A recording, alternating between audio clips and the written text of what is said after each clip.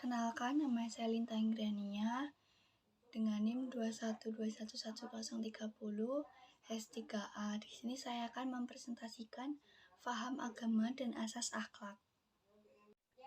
Pengertian.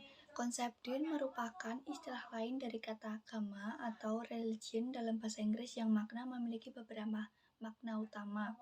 Yang pertama, keadaan berhutang. Kedua, penyerahan diri. Ketiga, kuasa peradilan. 4, kecenderungan alami. Keadaan berhutang. Seseorang yang berhutang disebut dengan dain.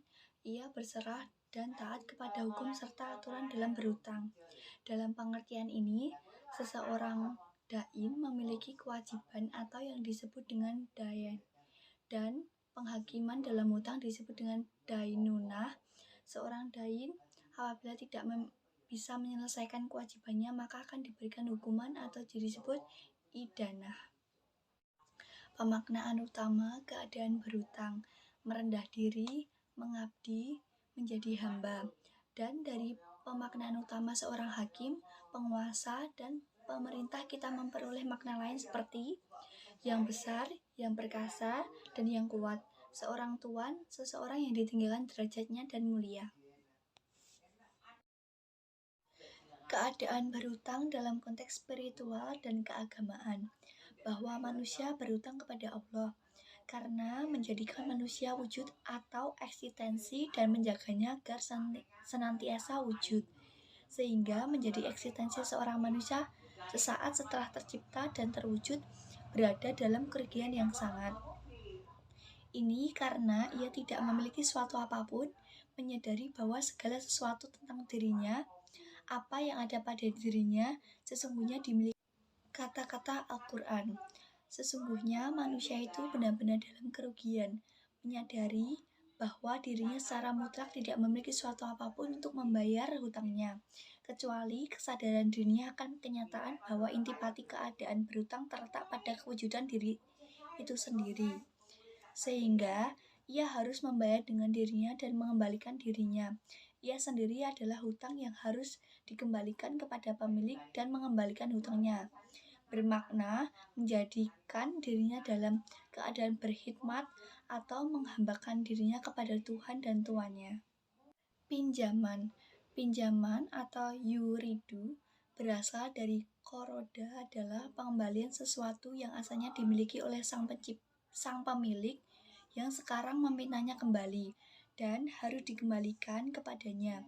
Manusia adalah milik Tuhannya dan eksistensinya merupakan pinjaman yang baik atau kordan hasanan yang ditunjuk kepada manusia mempunyai maksud metaforik, bermakna pengabdian kepada Allah, pekerjaan yang baik, dan karena melakukan ia akan diberi balasan yang melimpah.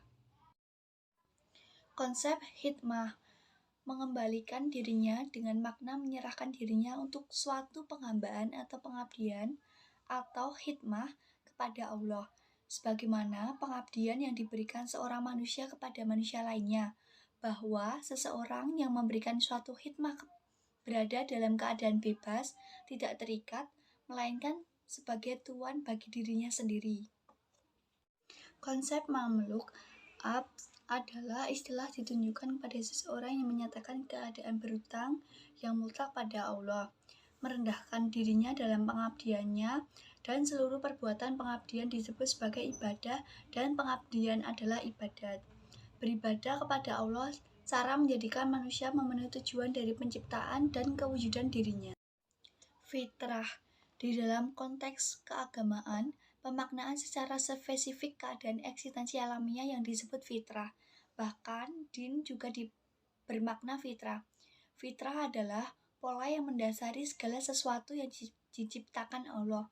Makna fitrah sebagai din adalah ketika manusia terlahir ke dunia ini, apabila ia terbimbing dengan benar, maka ia akan teringat akan perjanjian itu dan berbuat sesuai dengan seperti yang telah dijelaskan.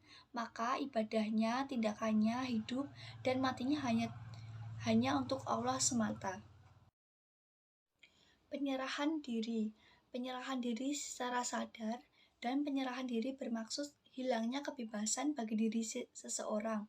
karena kebebasan sesungguhnya adalah bertindak sesuai dengan yang dituntut oleh hakikat sebenarnya dari dirinya. Cara seseorang melaksanakan din adalah dengan menyerahkan dirinya kepada Allah Subhanahu wa taala. Berserah diri kepada kehendak Allah berarti ketaatan kepada hukumnya.